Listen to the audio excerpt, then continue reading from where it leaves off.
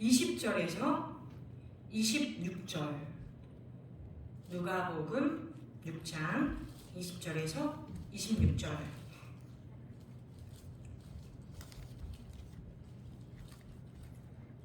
네, 다들 찾으신 줄로 믿고 함께 봉독하시겠습니다. 시작. 예수께서 눈을 들어 제자들을 보시고 이르시되 너희 가난한 자는 복이 있나니 하나님의 나라가 너희 것이며 지금 줄인 자는 복이 있나니 너희가 배부를 것이며 지금 우는 자는 복이 있나니 너희가 웃을 것이며 인자로 말미암아 사람들이 너희를 미워하며 멀리하고 욕하고 너희 이름을 악하다 하여 버릴 때에는 너희에게 복이 있도다. 그날에 기뻐하고 뛰놀라 하늘에서 너희 상이 큼이라. 그들의 조상들이 선지자들에게 이와 같이 하느니라. 그러나 화 있을진저 너희 부요한 자여 너희는 너희의 위로를 이미 받았도다. 화 있을진저 너희 지금 배부른 자여 너희는 줄이리로다. 화 있을진저 너희 지금 웃는 자여 너희가 애통하며 울리로다. 모든 사람이 너희를 칭찬하면 화가 있도다. 그들의 조상들이 거짓 선지자들에게 이와 같이 하느니라. 아멘. 네. 저희가 마태복음 말씀은 굉장히 친숙한데요. 같은 산상수훈인데 이 누가복음 말씀은 자주 놓칩니다. 그래서 제가 다음번에 누가복음 말씀 한 번 더 복습 드릴 거예요. 다시 본문으로 오늘 마태복음을 보도록 할게요. 제가 가지고 온 이 말씀은 히브리인의 사고로 있는 마태복음이라고 하는 그 책자를 제가 읽고 있는데 계속해서 너무 좋아서 좀 정리를 해봤습니다. 이 책을 쓰신 분은 신학교의 교수님이세요.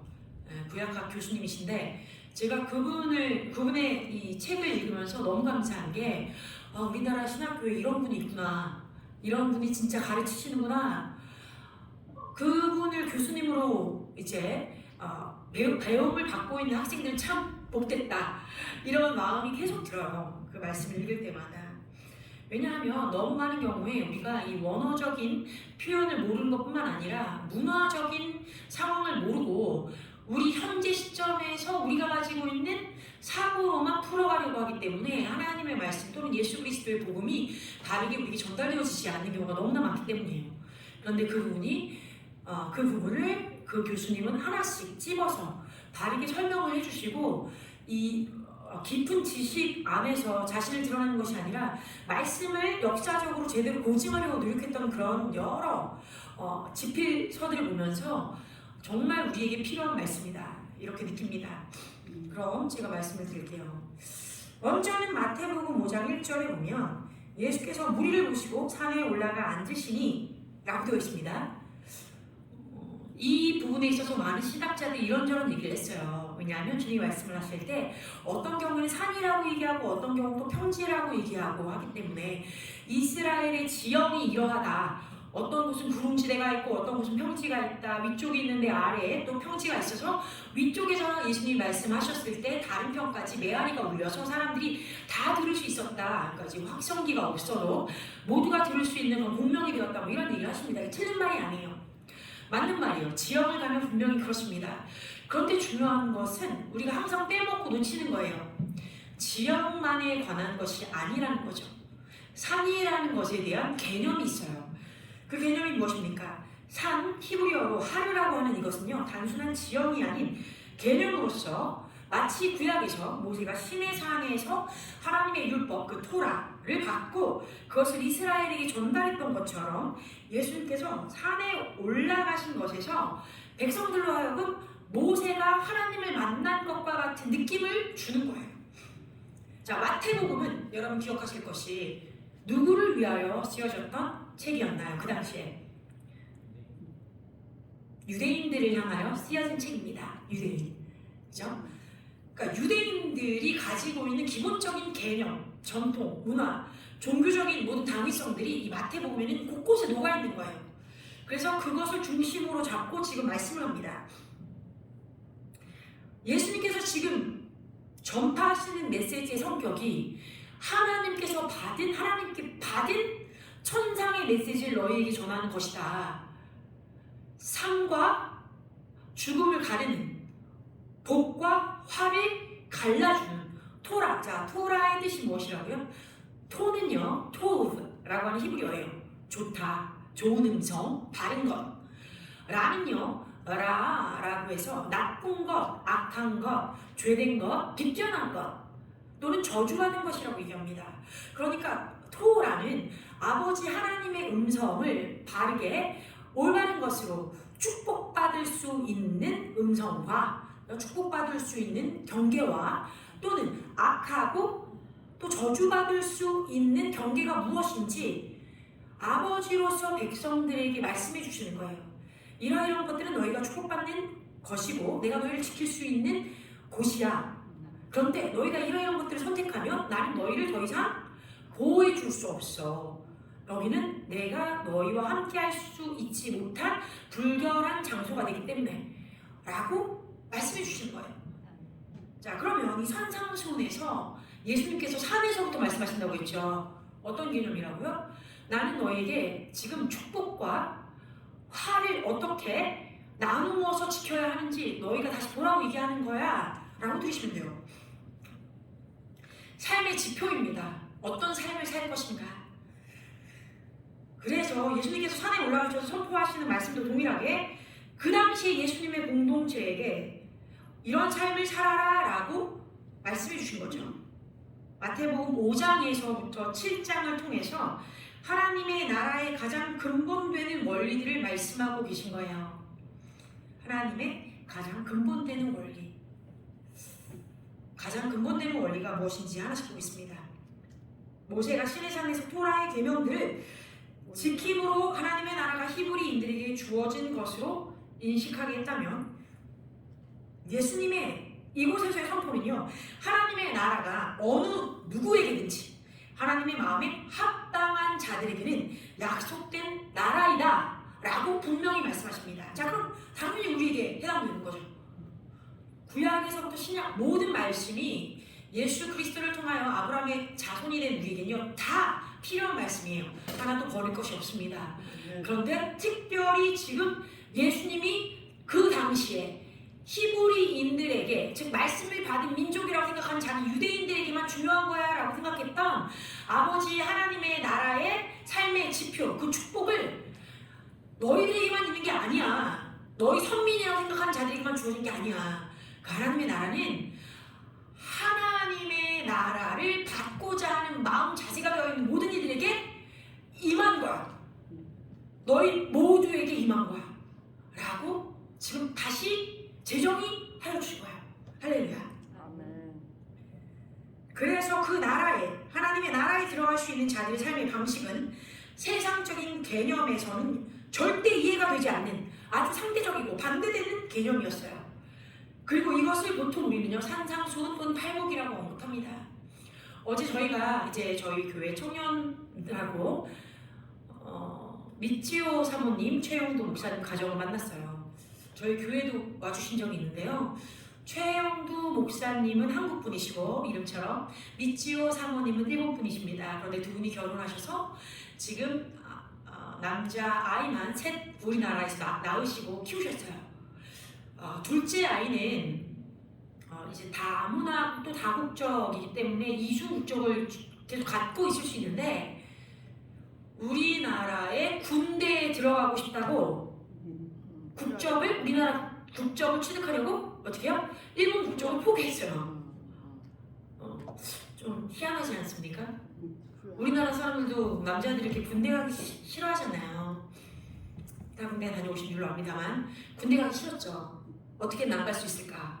이런 막 생각을 합니다. 그런데 이 아이는 나는 일본인으로 충분히 살 수 있는데 일본 국적을 버리고 한국 국적만 갖고 앞으로 살아가면서 이 나라를 지켜야겠다. 근데 그러니까 물론 두 나라 국적을 다 갖고 있는 상태에서 군대에 갈 수 있게 해줬으면 그렇게 했을 거예요. 그런데 군대 입소자의 자격 조건 중에 하나가 대한민국 국적만 있어야 되는 거예요. 그래서 일본 국적을 포기했어요. 그리고 들어간 곳이 어디냐? 특공부대에 들어갔습니다. 특공부대. 해병대에서도 특공부대. 시험 치고 들어갔어요. 자기는 여기 꼭 들어가야겠대요. 그래가지고 기도하다가 은혜 받아서 난 이 대한민국을 지키겠어요 하고 들어간 거예요. 얼마나 대단합니까? 뭐 어디 찾아보려고 이런 애가 또 있는지 모르겠어요. 너무 신기해요. 하나님의 마음이 감동인 거예요. 이 나라가 통일되기 위해서 다르게 예수 그리스도의 복음이 전달되는 그 나라로 지켜지기 위해서는 나라를 사수해야 된다. 이런 마음이 있었다는 거예요. 여러분 20살짜리가 그런 생각을 했다고 생각해보세요. 지금 만 19살인데 여기 계신 어르신들도 그런 생각 잘 못하시잖아요. 30대 40대 남성들도 그런 생각 잘 못할 거예요.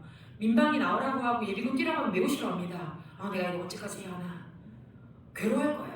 그런데 이 친구는 막 몸이 진짜 닳도록 시험을 치르고 체력 고시를 쳐가지고 합격했어요. 열심히 훈련받고 있습니다. 지금도 멋지죠. 그런데 이런 아들들을 키워낸 이 다국적 부부 다문화 가정에 어떤 말씀을 들었냐면 두 분이 와서 이런 얘기를 하는 거예요. 우리는 아이들을 키울 때 어느 나라든 이 땅에 있는 모든 나라는 하나님의 나라, 하나님의 영토야라고 가르쳤다. 그러니까 아이들이 자녀들이 태어나면 특별히 또 일본 국적인 어머니와 한국 국적인 아버지 사이에 태어났으니까 얼마나 많은 문제와 시비와 고민들이 이 땅에서 학교를 다닐 때 있었겠어요. 그죠? 특별히 도토 문제만 나오면 난리가 납니다. 야, 너 일본 놈이잖아! 이러면서 막 싸우기도 하고 왕따가 되기도 하고 난리가 나요.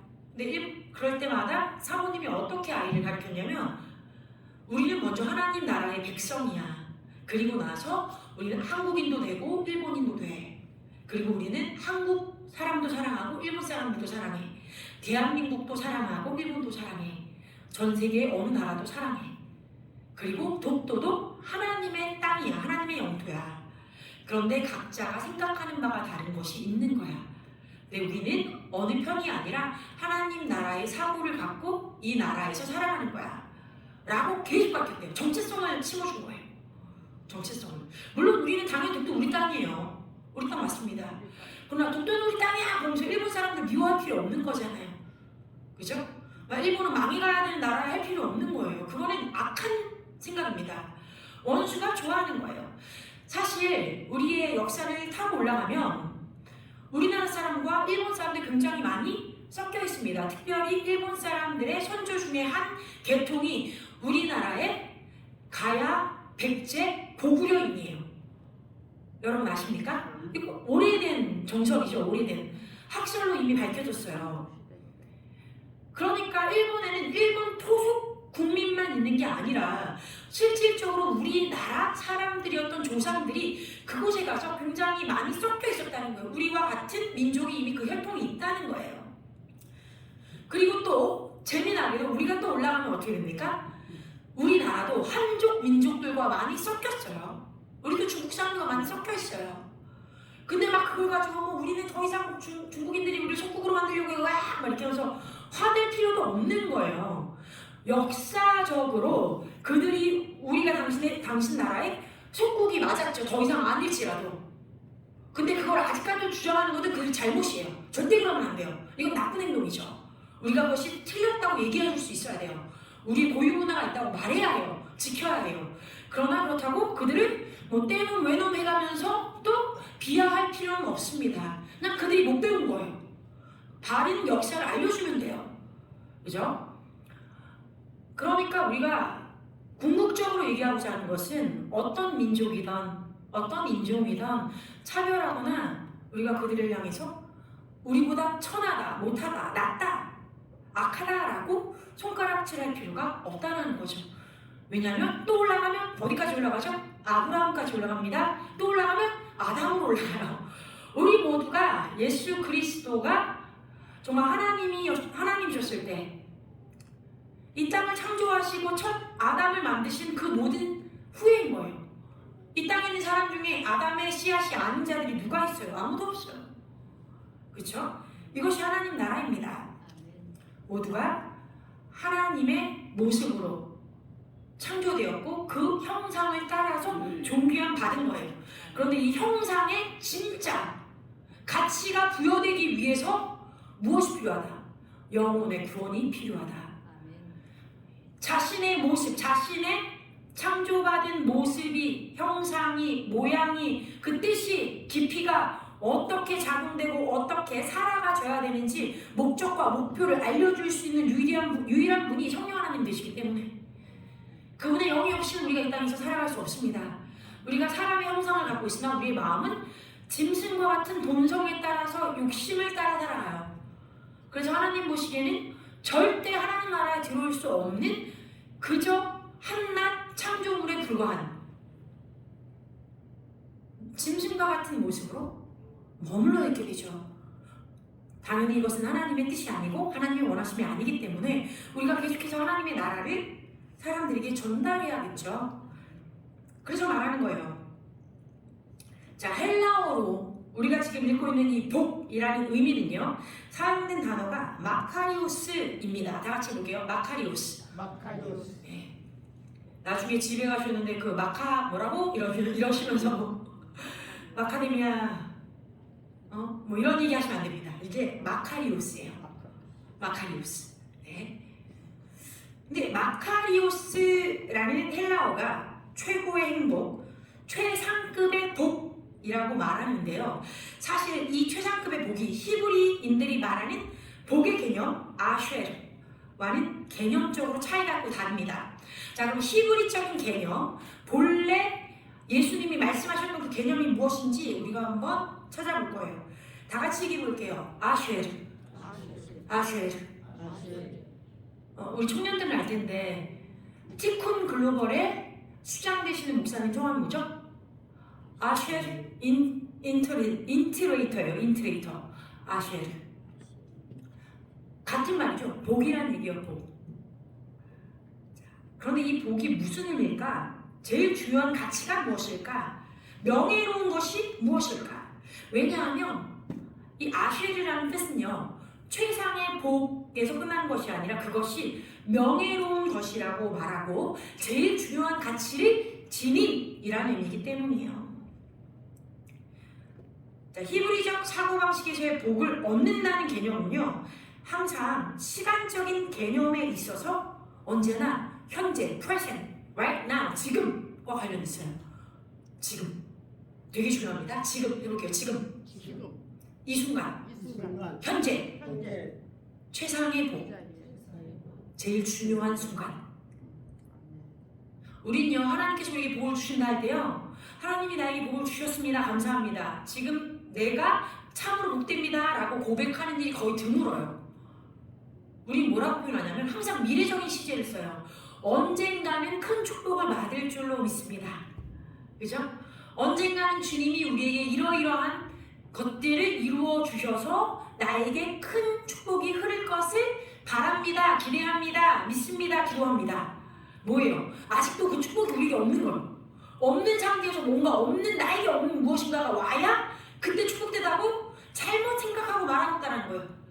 이것이 지금 오늘 제가 여러분들에게 말씀드리고 싶은 제일 기본적인 맥락이에요. 무엇이다? 이미 나는 복된 자이다. 다 같이. 이미 나는 복된 자이다. 나는 이미 복을 받았습니다. 이 순간 나는 참으로 큰 축복 누리고 있습니다. 아멘. 왜 그럴까요? 우리 안에 성령님이 계시잖아요. 우리가 복음을 가지고 있잖아요. 생명의 말씀을 배우고 있잖아요. 이게 진짜 축복입니다. 이게 진짜 축복입니다. 물론 우리가 재정이 축복이 있고 육신이 다 낫고 뭔가 형언할 수 없는 놀라운 일들이 우리에게 벌어질 때 당연히 복되다고 합니다. 그러나 먼저 예수 그리스도를 만난 이 복을 얻은 자들, 성령님이 내주하시는 구원받은 자들로서는 분명하게 인지하고 있어야 돼요. 나는 복된 자이다. 언제나.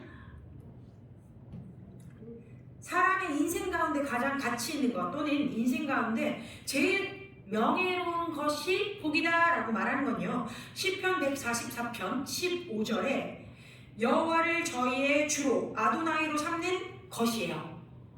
그래서 주님께서 늘 그와 함께 하실 것이며, 누구? 복된 자에게 함께 하실 것이며, 이것이 그들에게 가장 가치 있는 복 아쉐르의 상태이다라고 시편에서 말했어요. 예수님이 이 말씀을 그대로 다시 씹어서 그 제자들에게 말씀해 주고 계신 거예요. 뭐라고요?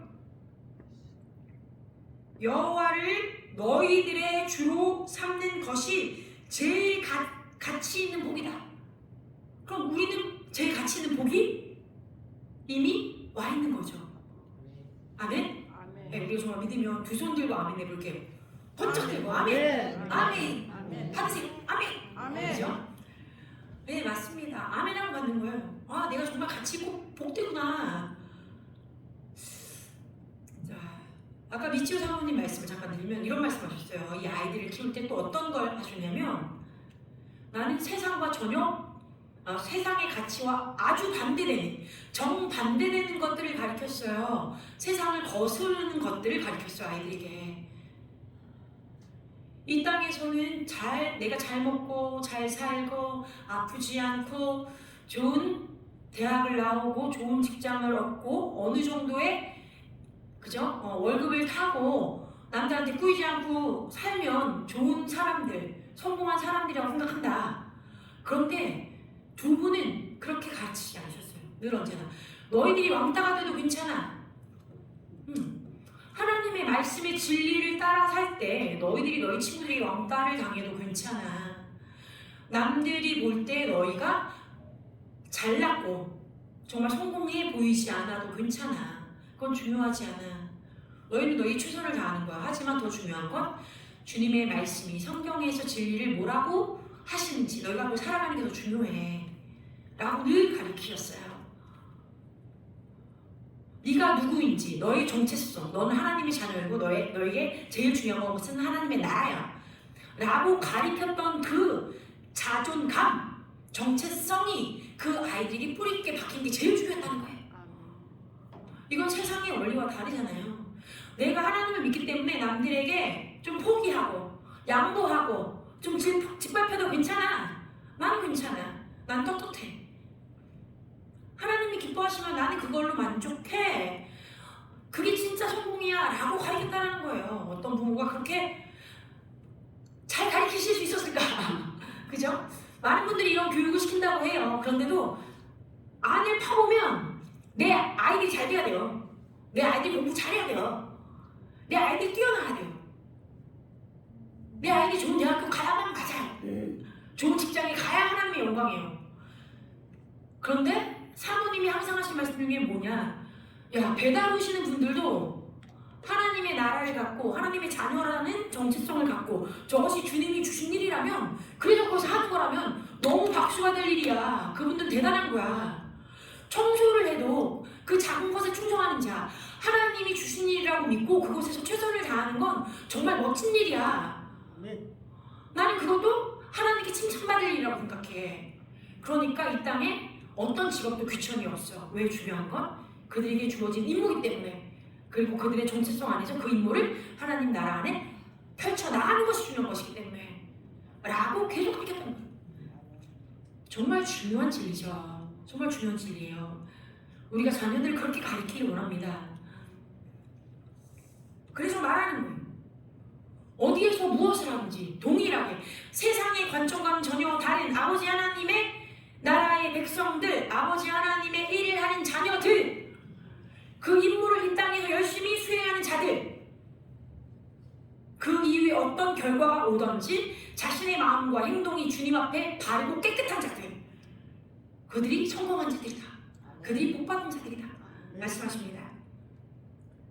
그래서 예수님께서 산상수훈에서 고대 성경 속의 히브리인들이 말하던 바로 이 복이라는 아쉐르라는 상태에 대해서 사람의 인생에서 가장 가치롭고 명예로운 상태이다. 주 여호와께서 너희와 함께 하시는 상태가 바로 너희들이 취할 수 있고 그 안에서 안식을 누릴 수 있는 방법이다 라고 말하는 거예요. 그런데 그렇게 할 수 있는 상태에 대해서 이제 우리에게 천천히 8가지로 말씀하십니다. 첫째, 둘째, 셋째 우리가 이제 알아갈 거예요. 무엇인가요? 복을 얻을 수 있는 자들의 초기 상태. 가난해지는 것. 첫째, 가난해지는 것. 둘째, 애통하는 것. 셋째 자신을 낮추는 것. 그리고 그 뒤에도 계속 말씀하시죠. 이와 같이 이 세상 사람들은요 싫어할 만한 것들을 가치 있다라고 나열하세요.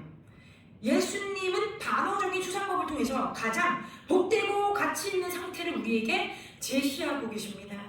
마치 가득 차 있어서 더 이상 채워줄 수 없는 것보다는 무엇인가 부족해서 그 부족한 공간에 여호와의 함께 하심이라는 것으로 채워질 수 있는 상태가 바로 이 복을 누릴 수 있는 최상의 상태다. 자, 그럼 우리 안에 복을 누릴 수 있는 상태로 나는 있다. 자신 있게 손 한번 들어보세요. 나는 그런 사람이다. 나는 부족함이 있는 사람이다. 여러분 다 부족함이 없어요? 자신에게 부족함이 있는 상태가 바로 이 복이 채워질 수 있는 최상의 상태라고 주님 말씀해 주셨다고. 할렐루야. 이미 우리는 복되고 또한 더 큰 주님의 이 나타나심을 우리 안에 채워넣을 수 있습니다. 왜? 그분이 성령 하나님의 충만하심이 되기 때문에. 아멘. 자, 그렇다면 이런 부족한 상태에서 사람이 살아가는 현실에 있어서는요 사실 굉장히 불안정합니다. 그죠? 또 행복하지 않은 상태일 수 있어요. 그러나 예수님 말씀에 의하면 결과적으로는 하나님의 위로를 받게 된다 말하는 거죠. 하나님의 위로를 받을 수 있는 것만큼 복이 어디 있나요? 사람의 위로를 받을 때 우리가 채워지지 않는 게 있죠. 막 혼적으로 뭔가를 막 열심히 하고 내가 원하는 어떤 것들을 막 누리려고 노력을 해도요 그 끝에 가면 어때요? 허망해요. 허무해요. 내가 이걸 왜 했나 싶고 재미가 없어요. 즐겁지 않아요. 새롭지 않아요. 뭔가 더 강한 걸 찾아야 될 것 같고 뭔가 신선한 것을 찾아야 될 것 같고 막 그래요. 극단적인 예로 무엇이 있습니까? 마약이죠. 중독의 끝상태. 근데 그 마약을 하는 사람들이 뭐라고 해요? 나는 더 강한 걸 원해. 그러니까 더 심하고 강한 걸 찾아요. 그러다 자신을 죽입니다. 모든 험적인 것의 끝은 그래요. 왜? 그곳에는 생명이 없기 때문에. 근데 생명 그 자체 되신 예수 그리스도 그 영이신 성령 하나님이 우리와 함께 있을 때 하나님의 위로가 우리에게 이미 임하였다는 거예요. 왜? 성령님은 comforter, 위로자 되시기 때문에. 우리 위로를 받는 것뿐만 아니라 위로자 되신 분이 우리 안에 계십니다. 할렐루야. 예수님께서 복이라는 개념을요 또한 관용적으로 표현하고 계시는데요. 여호와의 이름을 직접적으로 언급하는 것을 두려워했던 성경시대의 히브리인들이 여호와라는 단어를 직접 언급하지 않으면서 그 의미 안에 여호와가 포함되도록 하는 방법을 주로 사용했었어요. 그런데 예수님도 이 방법을 사용하셨어요. 말하자면 모모한 자는 복이 있으리라 라고 하는 시편 1편 1절에 복이 있는 자는 이라고 얘기하죠. 자, 시편 1장 1편 읽어드릴게요. 제가 잠깐. 자, 1편 1절에 복 있는 사람은 악인의 꾀를 쫓지 아니하며 오직 여호와의 율법을 즐거워하며 그는 시냇가에 심은 나무가 악인들은 그렇지 아니하며 이렇게 시작하죠. 그런데 이 모든 구절마다 숨겨있는 의미가 무엇이다? 모모한 자는 복이 있으리라 라는 말인데 이거를 히브리 언어로 풀면 아쉬엘의 하이쉬 아세르라는 표현인데 이 말을 지금 언어의 유의로 사용하셨어요. 예수님께서 복 있는 자는 하면서 단순하게 복 있는 사람이요 부하게 되고 풍족하게 되는 것이라는 의미가 아니라 그 사람이 이 세상에 살 때 가장 가치 있고 명예로운 상태로서 여호와께서 함께 하시는 사람이라는 의미가 담겨 있는데 결국에 팔복에 나타나는 모든 복이 있나니 라는 구절이요 히브리적 개념으로 갖고 오면 여호와께서 너희와 함께 하시리니예요. 가난한 자는 여호와께서 함께 하시리니 애통하는 자는 여호와께서 함께 하시리니 그죠? 마음이 청결한 자는 여호와께서 함께 하시리니 라고 표현한 거예요. 그래서 우리가 말합니다. 먼저 가난하다는 개념이 무엇일까? 고대 성경시대에 가난하다라는 단어는요 아니라고 표현되었어요. 우리는 no라고 할 때 아니라고 얘기하죠. 아니 아닌데? 또는 우리나라 사람들이 잘못 사용하는 수사어 중에 뭐가 있어요? 아니 그게 아니고 말이야. 이렇게 많이 얘기죠. 뭐 무슨 얘기만 하면 아니 그게 아니고 이래요. 아 제가 그랬나요? 죄송해요. 아 내가 그랬네 미안해 하면 그거를 변명할 때 아니 하고 자꾸 써요. 그런데 히브리어로 이 아니라는 단어는요 가난하다라는 말이에요. 가난하다. 그냥 제가 농담하는 건데 우리도 이제 무슨 말을 할 때 누군가가 무엇을 얘기할 때 거기에 대한 변명을 하려고 아니 하는 말은 하지 맙시다. 왜? 할 때마다 뭐가 되는 거예요? 가난하다고 라고 표현하는 걸 쓰는 거잖아. 아 진짜 내 마음이 가난해서 너를 받아줄 수가 없겠네. 그렇지? 내 마음이 가난한 상태라 나는 나를 인정할 수 없어. 그렇게 나 좀 건들지 마 라는 표현처럼 들려요. 재밌죠? 자, 근데 가난하다라는 의미예요. 자, 우리가 이 가난하다라고 얘기하는 것이 경제적인 의미로 돈이 없는 상태만 얘기한다고 느끼는데 그렇지 않아요. 히브리적인 가난한 상태는요 고난받는 자, 겸손한 자, 낮아진 자라는 의미예요. 완전히 다르죠. 여러분 세 가지 한번 얘기해 볼까요? 가난한 자란 시작 겸손한 자, 낮아진 자, 고난받는 자. 그래서 여러분들이 못된 것입니다. 우리가 겸손하고 낮아지고 그리스도의 복음 때문에 고난받기 때문에 그래서 복이 있는 거예요. 내가 교만하고 내가 잘났다고 하고 내가 부족함이 없다고 하면 가난한 자가 될 수 없어요. 절대 결코 복된 자가 될 수 없어요. 그러나 우리가 고난받으며 겸손하고 낮아진 상태가 되면 언제나 주님께 축복을 받습니다. 그런 상태가 되었기 때문에 자, 또 다른 말은요 가난한 자라는 것은 정상적인 상태에서 벗어난 모든 다른 상태를 얘기해요. 얘기해 볼게요. 정상적인 상태에서 벗어난 모든 다른 상태. 무엇일까요? 무엇인가 결여되어 있는 상태죠. 즉 가난한 자와 늘 함께 언급되는 사람들이 성경에서 나오는데 여러분들 잘 아십니다. 두 부류예요. 바로 고아와 과부입니다. 이들의 공통점은요 무엇인가를 잃었다는 거예요. 고아는 관계성 면에서 자신을 보호해 주어야 할 부모의 역할을 하는 자들이 없는 사람이 된 거고요.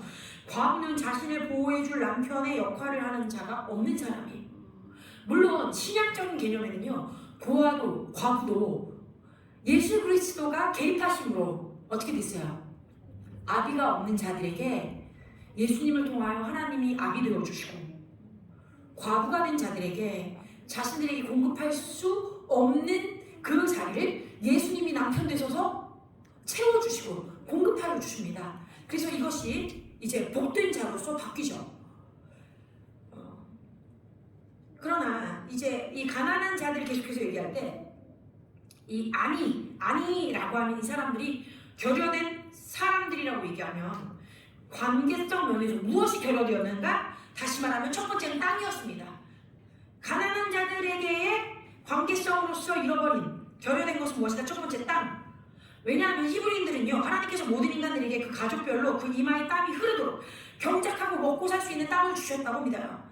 창세기 3장 17절에서 19절에 말씀하시죠. 모두 수고하고 그 땅을 경작할 때 땀을 흘리고 수고해서 열매를 얻는다라고 얘기해요. 물론 이 부분은 저주가 죄를 짓고 나서 저주의 장면으로 나왔지만 궁극적으로 이 땅에서는 모든 땅이 사람들에게 주어졌다. 그래서 열매를 얻을 곳이 있다라고 믿어요.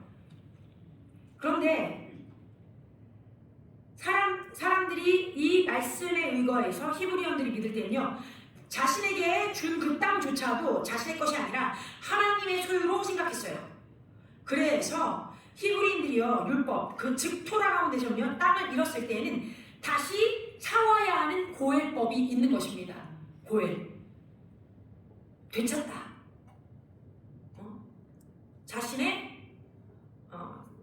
자신에게 이어진 유업을 되찾아오다라는 말이에요. 결국 히브리인들의 관점에서는요 모든 사람은 관계성 면에 있어서 하나님께서 주신 땅과 연결되어 있다라고 볼 수 있어요. 두 번째는 사회적인 관계성이 없는 거예요. 아내와 남편의 관계성 또는 아버지와 아들 또는 자녀와의 관계성처럼 사람과 사람 사이의 관계성에서 무엇인가가 빠지고 비정상적인 관계가 된 사람들을 가난한 사람들이라고 통칭했어요. 자, 세 번째는요, 신체적인 측면입니다. 우리 육신. 말하자면 마치 남편과 아내, 아버지와 자녀의 관계성이 정상인 것처럼 한쪽이 소실됨으로 관계가 비정상이 되어서 고아와 과부가 되는 일이 있는 것과 마찬가지로 사람의 신체도 이와 같아서 모든 정상적인 신체가 있어야 되는데, 정상적으로 모든 것이 활동해야 되는데 그 중에 어느 한 부분이라도 그 기능을 잃으면 정상적인 관계에서 벗어난 거예요. 그래서 비정상적인 관계가 되었다라고 표현합니다. 그러니까 우리 육신이 건강하지 않으면 하나라도 소실되면 비정상적인 관계가 되었구나, 즉 나는 가난하다라고 표현해요. 저는 지금 청각이 좋지 않죠. 가난한 상태죠. 가난이 어떻게 해요? 부욕해야 돼요. 정상이 되어야 합니다. 여러분들에게도 그런 부분들이 다 있는 줄 믿습니다. 그래서 신체적으로 비정상적인 사람도 관계적인 면에서 비정상적인 사람과 같은 수준이 된다고 생각했어요. 다시 말하자면 어느 한쪽을 잃으면 그것은 완전한 상태가 아니다, 불완전하다.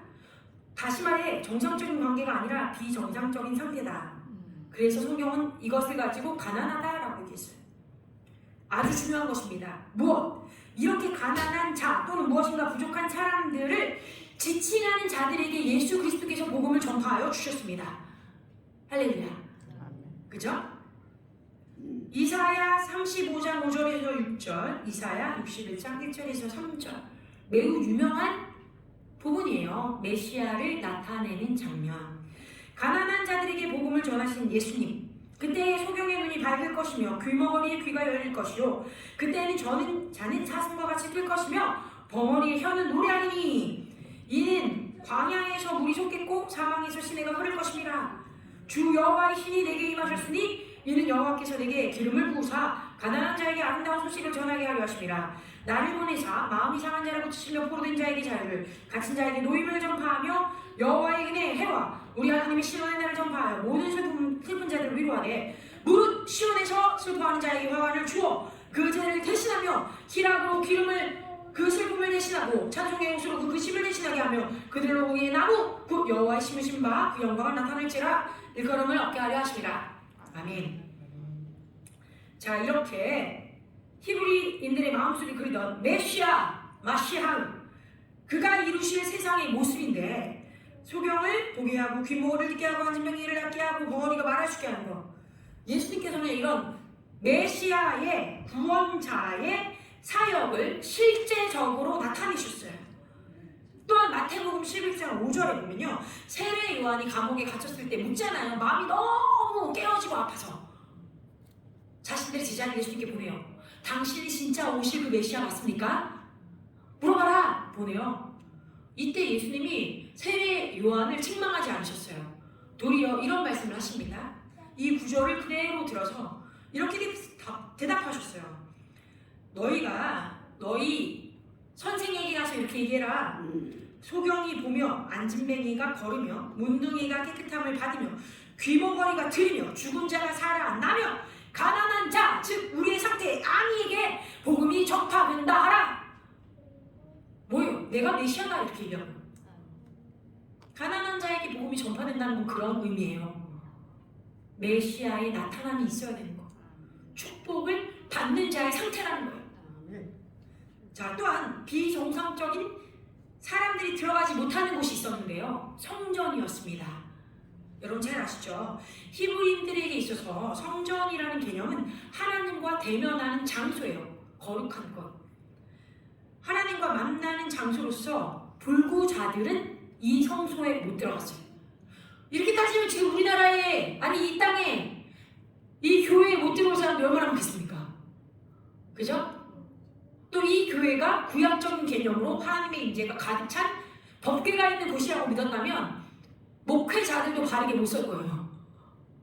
죽어버릴 테니까. 다 죽어버릴 테니까.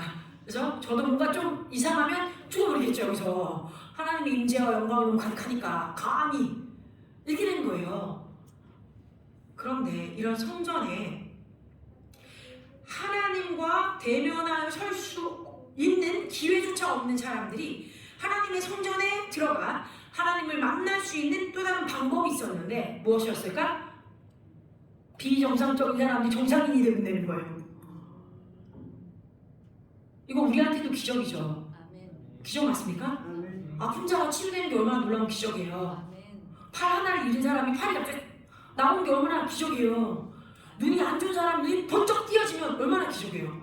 안 들리는 사람이 청각이 정상으로 돌아가면 얼마나 기적이에요. 장기가 뭐가 꼬였는데 이게 다 나와버리면 얼마나 기적이에요. 근데 그렇게 기적이 되면 들어갈 수 있다고 했어요. 구약에는 더 어려운 일이었을 거예요. 지금처럼 의료가 뭐 발달되고 이런 시절도 아니었으니까 말 그대로 하나님의 치유가 임해야 되는 기적을 나타나는 걸 봐야만 성전에 들어갈 수 있는 기회를 얻게 되는 거죠. 놀라운 일이었어요. 자, 그런데 하나님 앞에 이렇게 비정상적인 모든 가난한 자들을 정상으로 만들어서 주님 앞에 설 수 있도록 은혜를 베풀고자 이 땅에 오신 분이 누구시다? 우리 주 예수 그리스도. 자, 이제 이 가난한 사람 세 번째 관점이 무엇이었느냐? 예수님의 관점에서의 가난한 자란 궁극적으로 하나님 나라를 상속할 수 없는 사람들이었습니다. 뭐라고요? 가난한 자란 무엇인가 부족해서 결과적으로 채워질 수 없는 사람인데, 가난하다는 것은 하나님의 성전에 들어갈 수 있는 근본적인 희망을 가질 수 있는 사람들이다 라고 주님은 이 개념을 완전히 바꿔버린 거예요. 새롭게 만들었어요. 너희가 가난하냐? 그래서 구약적으로 뭐라고요? 너희는 하나님 대면할 수 없어? 했는데 너희가 가난하냐? 그러면 너희는 지금 하나님의 나라를 충만히 경험할 수 있는 자들로 가치가 있어. 그런 상태가 되었어 라고 은혜로 바꿔주신, 우리 존재를 바꿔주신 거예요. 할렐루야. 내가 부족하다고 느끼세요, 여러분? 그죠? 나는 하나님의 축복을 받을 수 있는 상태입니다. 이미 받았으나 더 받을 수 있는 상태가 되었습니다. 여러분들을 축복합니다. 자, 그래서 마지막으로 말씀드릴게요. 자, 심령이 가난한 사람이란, 우리는 예수를 믿으면 누구든지 하나님 나라에 들어갈 수 있다고 말합니다. 그러나 정작 마음속으로는, 우리 마음속으로는 수많은 사람들을 향하여 차별된 생각과 행동을 합니다. 노숙인이나 몸을 파는 자들이나 성질이 더러운 사람들이나 이미 더러운 사람들, 또는 나와 원수관계에 있는 사람들, 또는 나의 마음에 상처를 줬던 사람들, 나와 성질이 맞지 않는 사람들, 이런 모든 사람들과 더불어 신앙생활을 잘하고 싶어하는 마음이 있는 사람들은 없어요. 갑자기 아멘이 나오나요? 아멘이 나오면 안 되는데 아멘이 막 나오죠. 뭐라고요? 노숙인들, 여기 거지가 있다고 생각해봐요. 장애인이 와 있다고 생각해봐요. 지체장애, 그죠? 또는 뭐 다운 증후군, ADHD, 막 소리 지르는 애들, 그죠? 막 산만한 사람들, 몸에서 냄새가 막 나는 사람들, 어디 갔더니 뭐 진짜 얼굴을 새빨갛게, 입술 새빨갛게 칠하고 이상한 옷을 입고 나와 있는 여자가 여기 있다고 생각해봐요. 얼마나 신경 쓰이겠어요. 아, 우리 교회 저런 사람들이 왜 왔지? 막 이럴 거예요. 예배 집중이 안 돼. 영적인, 이 연계를 막, 우리 분위기를 너무 흐리는데? 이렇게 얘기할 수도 있는 거예요. 정신 나간 사람 여기 있다 생각해봐요. 영적 전쟁이야 막 이러면서 우리가 안에서 방언하고 있을 거예요. 분명히 막 저주하면서. 저 사람이 불쌍하다 이게 아니고 막 저주하고 있었을지 몰라요. 뭐예요? 이런 사람들과 함께 신앙생활을 해서 그들을 정상적인 하나님의 모습, 하나님의 자녀의 축복된 모습으로 같이 갈 수 있도록 인내하고 용서해주고 관용을 베풀고 바뀌지 않는 것 같아도 끌어갈 수 있는 공동체가 몇이나 될까? 우리를 보고 주님 앞에 진짜 엎드러져야 합니다. 우리의 마음이 새로운 받아야 합니다. 나나 저 사람이나 하나님 보시기에 똑같은 거예요. 진짜 뭐가 달라요? 하나만 달라요. 다를 게 뭐가 있죠? 정말 없거든요. 근데 우리는 그래도 고생한 사람들이랑 친구하고 싶어해요. 맞습니까? 그래서 우리에게 성령님의 능력이 더 필요합니다. 성령님, 나는 이거밖에 되지 않지만 성령님이 내 안에 계시오니 저들에게 성령님의 긍휼을, 자비를, 은혜를 나도 베풀 수 있도록 나를 더 채워주세요. 해야 되는 거죠. 우리가 이런 마음으로 이런 상태로 들어가지 못한다면 그 당시 예수님의 시대에 있었던 바리새인들이나 서기관들과 달라질 것이 하나도 없습니다. 이 세상에 근본적으로 하나님의 나라에 들어가지 못할 가난한 자는 하나님의 눈에는 사실 아무도 없어요. 누구에게나 하나님의 나라는 열려있기 때문입니다. 어쩌면 내가 자신을 생각할 때 나는 하나님의 나라에 꼭 들어가는 자야, 나는 구원받은 자거든 이라고 너무 당당하게 생각할지 몰라도 어쩌면 그렇게 지금 너무 확신에 차 있는 내가 마지막엔 하나님의 나라에 들어갈 수 없는 교만한 자, 하나님의 말씀이 떨어진 자, 하나님의 음성을 거부하는 자로 죽어버릴 수도 있는 거예요. 나를 돌아봐야 합니다. 다시 말해서 너는 절대 하나님의 나라에 들어갈 수 없어 이 원수야! 라고 생각했던 사람이 있다면 그 사람에게도 하나님의 나라가 선포되어야만 하는 것이고, 또 하나님의 나라는 그런 사람들에게도 열려있다는 것을 우리가 믿고 전해야 합니다. 다 같이 말하겠습니다. 1절, 자, 이 5장 4절에 5장 죄송합니다. 5장